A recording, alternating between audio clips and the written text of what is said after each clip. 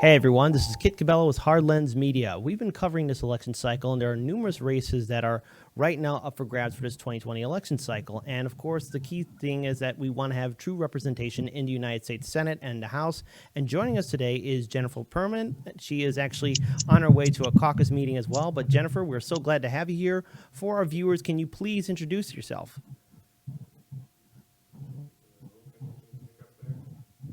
Yeah, hi. Thank you so much for having me on your show.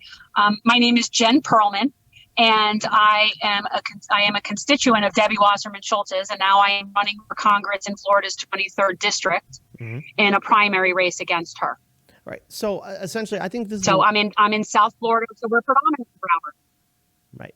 And the thing that I've noticed, especially doing a lot of these interviews, is that the DCCC has recently made this announcement that they're saying to all the Democratic voters that we got to support the incumbents, and the DCCC has made it very clear that they want to support incumbents. So with your race in particular, where you're going up against Debbie Wasserman Schultz, what kind of pushback have you gotten from the DCCC and the DNC establishment in regards to challenging the infamous Debbie Wasserman Schultz?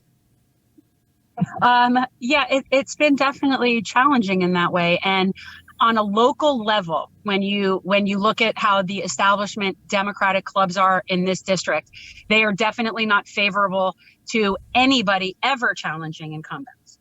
So they would never really be welcoming. They don't like any incumbents to be challenged. When somebody down here decides that they want to challenge an incumbent, this entire entourage of people from like the establishment will come out and run for another office, a state legislative position, something that's up and open in a few years, not to challenge any incumbents. So it's definitely not a positive thing here. And as far as nationally, when the DCCC issued what I call the FOTWA on anybody wanting to challenge, to challenge incumbents, we actually had somebody who was going to be helping us for compliance and shacked out of being our compliance officer out of fear of reprisal from the DCCC. Right. And of course, so right now we have people in place that are able and willing to stand up, but it's definitely been a challenge. Now, of course, we just got to rewind back to clocks where in 2018, where Debbie Wasserman Schultz was even challenged during the midterm election cycle, there was some accusations and actually some evidence indicating that there was election fraud and some votes were not being counted. So essentially, what is your campaign prepared to do to make sure that everyone's vote is counted for? Because in this day and age, you know, I guess a lot of Americans are used to the fact that some of their votes may not be counted. It's a valid concern, and certainly Broward is known to have its share of problems regarding election integrity. It's definitely an issue here. It was an issue in 16. It was also an issue in 18. A few different things have happened. The first thing is we have a different supervisor of elections. And interestingly, that's where I'm going right now. Our Progressive Caucus meeting tonight is hosting the supervisor of elections. And we're also having a meeting about election integrity. And one of the issues that we're doing here is called the Citizens Election Audit. Mm-hmm. And it's something that we are doing, the Progressive Caucus is doing in conjunction with other people in a coalition, is even including the Republican clubs, that is going to be bringing in what we're calling citizen auditors. And everybody can volunteer. It's going to be an app on their phone, and it's going to allow for more transparency at every polling location. So it's just interesting. That's one of the things that we're talking about at this meeting tonight that I'm on my way to go to. So when you're setting something up like this up, what are some of your concerns of whether or not the meeting will go exactly the way you want it to go? Because, I mean, let's face it, when the DNC establishment wants to keep its power in check, especially when they want to favor incumbents, they're going to pull whatever kind of trick they can to ensure that, well, my challenger isn't going to be on the ballot. My challenger doesn't really qualify. I mean, are you concerned about any kind of pushback? Yeah, we're concerned about all of that. And we're doing everything we can as far as getting our ballot petitions, of crossing every T, dotting every I, and doing everything we can to make it as difficult as possible for her to challenge every little thing we do. But more importantly than that is just being aware of all of the issues that could have happened. See, now back in 16, nothing was really put in place on a local level in terms of being careful of things that could be going wrong in our district. Even after the whole fiasco with the DNC in June, That after that whole thing went down, there still wasn't enough precaution put in place down here. But ultimately, what it's really going to come down to is just winning by enough people that it doesn't even matter what they do. And that's ultimately what's going to happen. I mean, you know, AOC had to deal with a lot of this stuff too when she was running in 18. And it's just really being on top of it and calling them out on every little thing that they're going to try to pull. All right. So this is I'm looking at some of your policies right now, and in regards to campaign finance, this is something that's hits a little close to home because I am definitely against Citizens United and money in politics. You talk about overturning Citizens United. Essentially, could you explain what your plan is in regards to dealing with something like this? Because as we've seen, with the power of Citizens United has basically denied Americans have true representation in the United States Senate and House, but also the state level as well. So potentially, what are you prepared to do to overturn or help overturn or lead a movement to overturn Citizens United? Yeah, let me first be very clear that I have been finding this to be a problem long before Citizens United. Citizens United was what I call the final nail in the coffin. This was already a huge problem. So it isn't just that. And yeah, I completely am on board with overturning Citizens United, and any proposed legislation that will do that is something I would support. But that's just the tip of the iceberg. But the bigger question is, and this is something that frustrates me to no end, is we're so concerned with putting all of these restrictions on lobbyists and organizations and saying, okay, well, you can't contribute and you can't do this. But I believe the onus is actually on Congress to not accept that money. So it's very telling to me. So, for example, those lobbyists and those organizations, they don't work for me. I don't employ them. They don't owe me anything. My representative is my employee. So what she does matters to me. So it isn't so much that they give money. It's why are they allowed to give the money? And why do those people accept the money? Mm-hmm. So it's really a matter of, I think, electing people with a certain amount of integrity that see that and don't want that. And that is ultimately the people that can change the system. Because at this point right now, you just do not have enough people in there that are willing to forego their corporate donations to support any legislation that's going to get the corporate money out. They're just not going to do it. Right. And they're just going to sit there and point fingers. Oh, well, they take NRA money. Oh, well, they take big pharma money. Oh, well, it's all wrong. Okay, so the onus isn't on those companies to not be giving the money. The onus is on our Congress to not be taking it. Right. And I agree completely. And ever since, we have such a corrupt system, it's quite clear that the influence of Wall Street, big banks, and major corporations can basically buy our politicians, whether they're Democrats or Republicans. But another issue that you're talking about as well is healthcare. And Senator Bernie Sanders has been really leading the cause on this, especially addressing some major issues. 30 million Americans are uninsured, and every year 500,000 Americans declare bankruptcy because of medical bills, because healthcare is really unaffordable.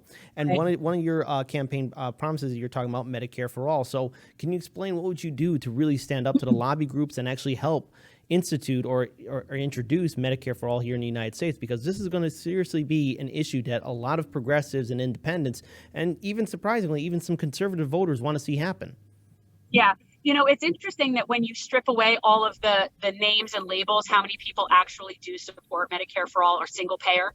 And when it's presented to people properly, meaning you don't threaten them with them losing their private insurance, saying, oh, are you in favor of giving up your insurance?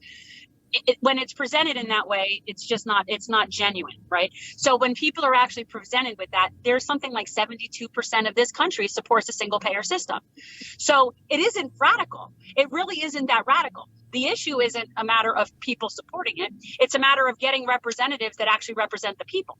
So the Medicare for all, and I actually support Pramila Jayapal's bill that's currently pending right now in the House. I actually think it's really good. I prefer it to Bernie's bill. Quite honestly. But, at this point, I would just say that I am a supporter of anything that is in the direction of getting rid of private insurance. I do not believe in duplicative services from insurance companies.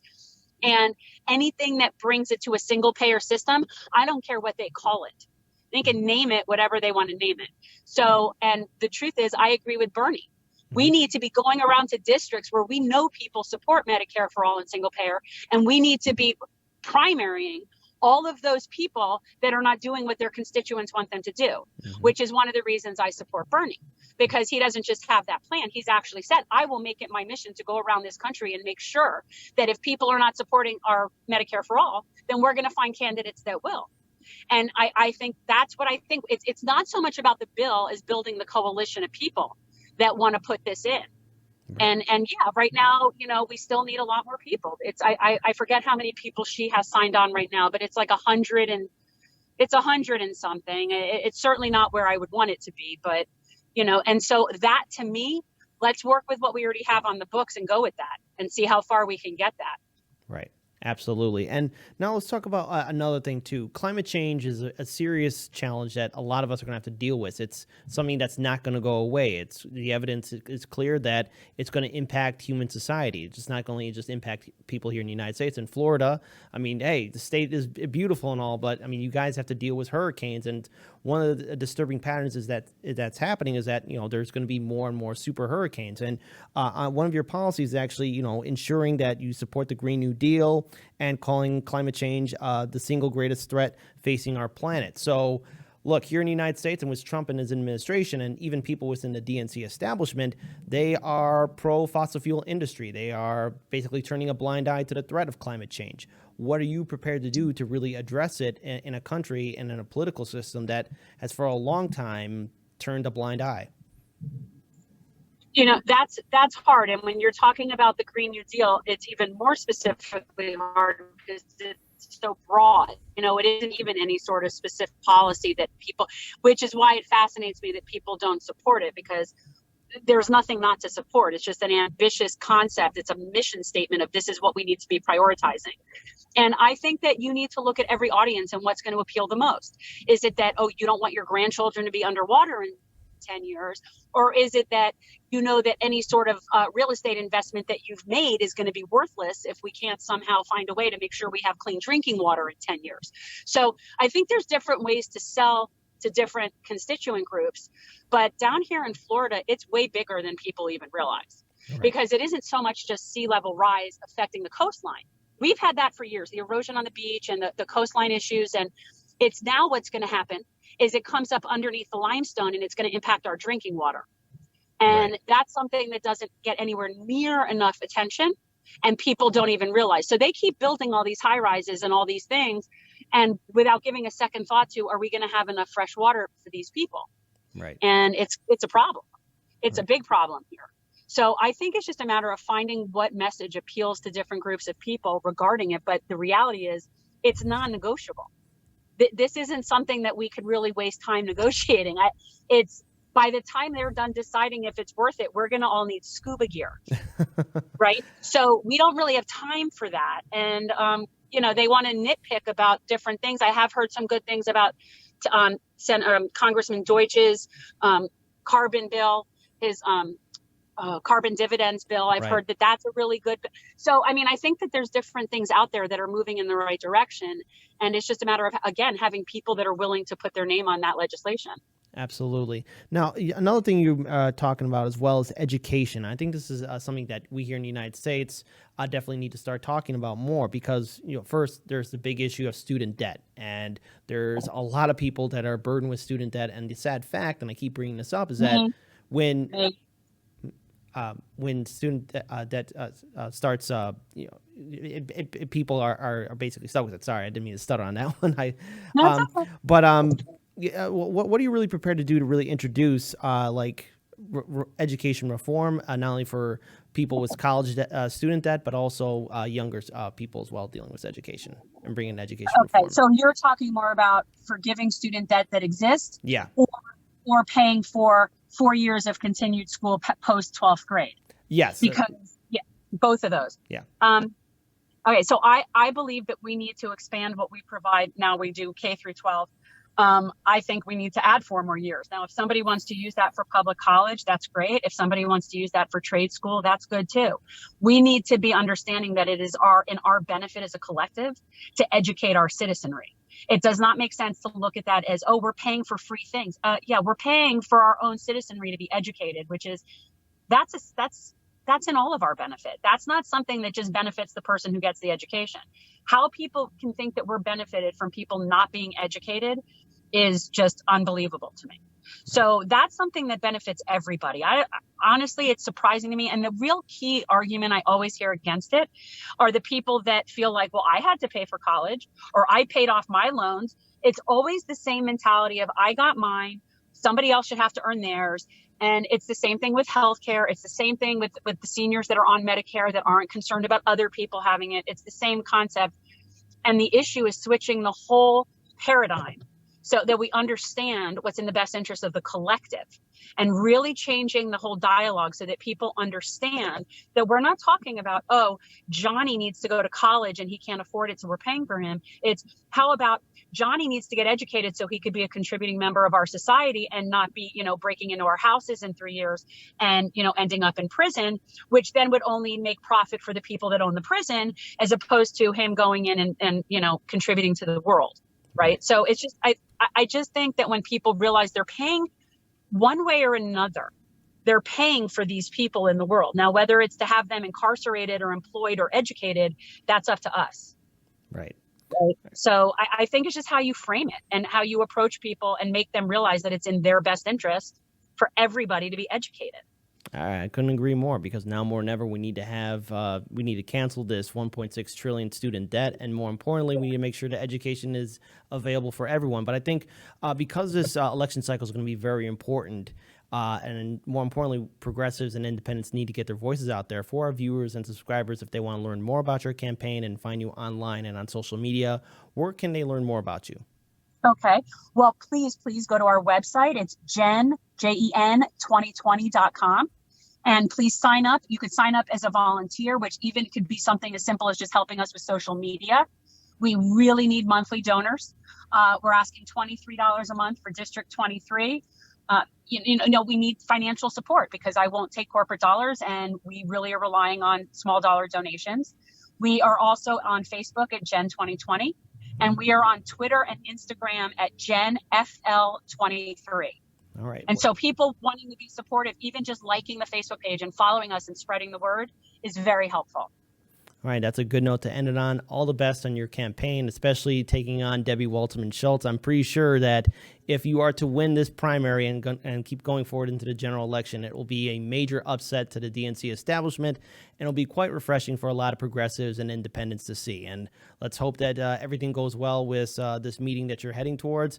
All the best. This is Kit with Hard Lens Media. Thank you so much. Take care. Thank you so much. It was nice to meet you. Peace, everyone. Bye.